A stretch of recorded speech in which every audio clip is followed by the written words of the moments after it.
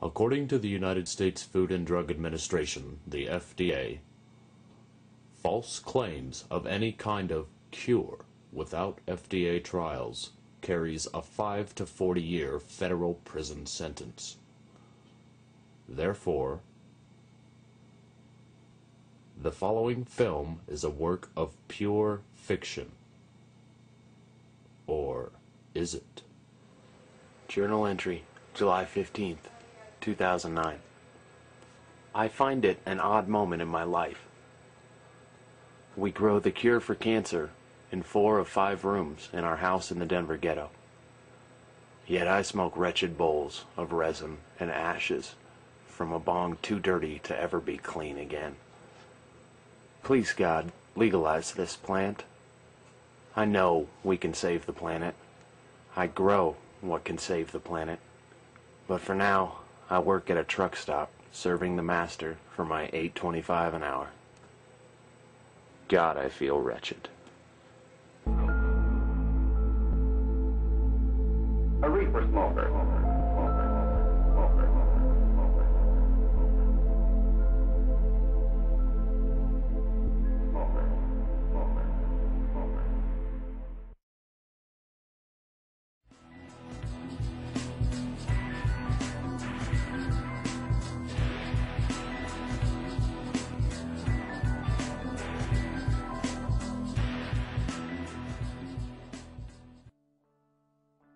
This is the first magazine we saw with information from a man named Rick Simpson in Canada.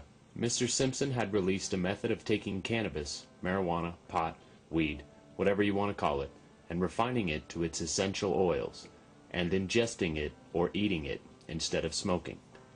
The results he got from doing so were amazing, and he reported over 1,500 cancer patients had been cured by doing this. We knew that if Rick Simpson was telling the truth, the information must be released, tested and proven, but then surely marijuana would be legalized based on its ability to cure and prevent cancer. But it had to be proven first. Conveniently, we were growers, and using our medicine, we began producing what Rick Simpson called Phoenix Tears. This is my uncle. He's 60 years old and the youngest brother to my mom. I would receive a call from him in November that he has a disease the doctors are calling cancer, but they can't figure out where and what kind, and his T-cell count is up above 80, and the doctor's best plan is to wait for the cancer to get worse so they can find it and treat it with radiation chemotherapy. Meanwhile, we have just begun making the Phoenix Tears medication, and my uncle has days where he has no strength in his body and can't lift up his motorcycle to go for a ride. His quality of life is diminishing rapidly, and the best medical science has to offer is a wait and radiate approach. I inform my uncle about Rick Simpson's Phoenix Tears, what we have begun calling the cure. My uncle had always been the lone member of my ultra-Republican family to be pro-cannabis legalization, even though he himself was not a daily user. He decides to look at Rick Simpson's information, and after watching Run from the Cure, begin our cure treatment instead of impending chemotherapy.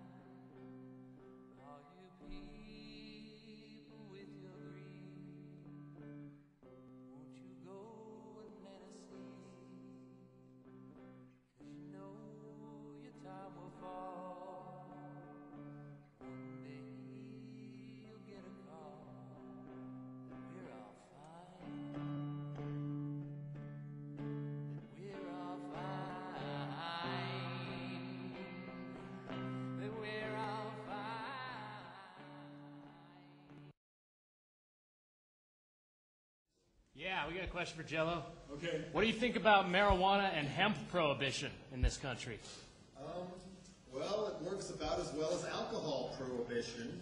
And one way to undercut our insane drug laws, which are primarily to enrich the military or the prison industrial complex, any sitting governor or the president with a stroke of a pen could commute the sentences of all small-time drug offenders who were not selling, didn't commit a firearm crime or whatever, commute them all the time served and let them out tomorrow.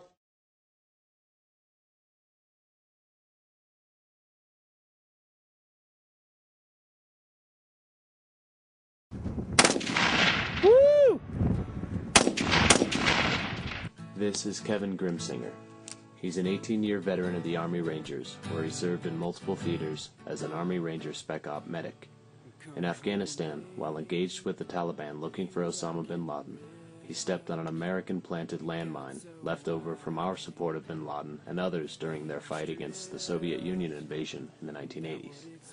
Kevin lost both his legs to that landmine and sustained numerous other impact injuries. Once back in the U.S., Kevin began using medical marijuana almost immediately upon release from the hospital. The medical marijuana helped him to deal with the side effects of the numerous opiate medications he was on to cope with pain from the loss of his legs, broken bones, and paralysis from slightly below the heart down. It was a much different life for Kevin, and the THC aided him both physically and mentally, and he began speaking out on behalf of other veterans who he knew could be using medical marijuana for their post-traumatic stress disorder, or PTSD, amongst other ailments stemming from the emotional strains of war. Kevin is a friend of ours, and looks at Rick Simpson's information when we begin producing it. He decides he would like to try the oil as well, to see what it does for him. With a bunch of patients now taking the cure pills, we take our dosing method to the next level. Using a gun ammunition scale, we weigh out the oil to 1/10 of a gram. The first class of pills we call the treatment class, or T class. These are the T1 and T2 pills. Everyone starts on the T class of pills to become accustomed to the oil before moving on. The next class of pills is the cure class. A C1 pill has 3 drops of the oil, or 0.0625 grams of the oil. A C2 pill has 0.125 grams, a C3 0.1875 grams, a C4 has 1/4 a gram, and the Big Daddy, the Super C, has a full ½ gram of the Simpsons oil inside. By putting exact amounts into pills, we can accurately gauge the results of the medication. But back to my uncle and Kevin. They, along with 100 plus more brave souls, begin a small human experiment using the oil, treating all sorts of ailments and diseases. Astonishing results come quickly. After 3 weeks on the treatment class pills, my uncle reports his T-cell count has gone down from above 70 to under 60. Kevin reports being able to sleep at night and pain relief. A glaucoma patient substitutes our pills for his $600 a month eye drops and reports no need for his prescriptions after 1 month of the use of our pills. Certain patients decide to up their dose to the cure level of pills. My uncle has a doctor's appointment. He calls me thrilled. His T-cell count is down to 40, and he is starting to feel better. He can use the restroom normally, his pain is gone, and he feels younger. He alone decides to finish his treatment and begins Super C pills. A month after doing so, I get an amazing phone call. My uncle has a doctor's appointment with his cancer specialist to see how his carcinoid tumor is doing. The results are a miracle. The cancer is gone. The results are a miracle. The cancer is gone. His T-cell count is down to normal, acceptable levels. His cancer specialist cannot believe it. His regular doctor cannot believe it. As if this wasn't enough, Kevin Grimsinger brings us another modern medical miracle. After upping his dose to the cure level pills, Kevin begins to experience feeling again in areas below his paralysis line. Let me put that another way. In the parts of his body that medical doctors had said he would never feel again, Kevin now has sensation and can recognize touch, hot and cold, and breezes blowing by. We learn the oil has regenerative properties. What can this stuff not do? What can this stuff not do? What can this stuff not do?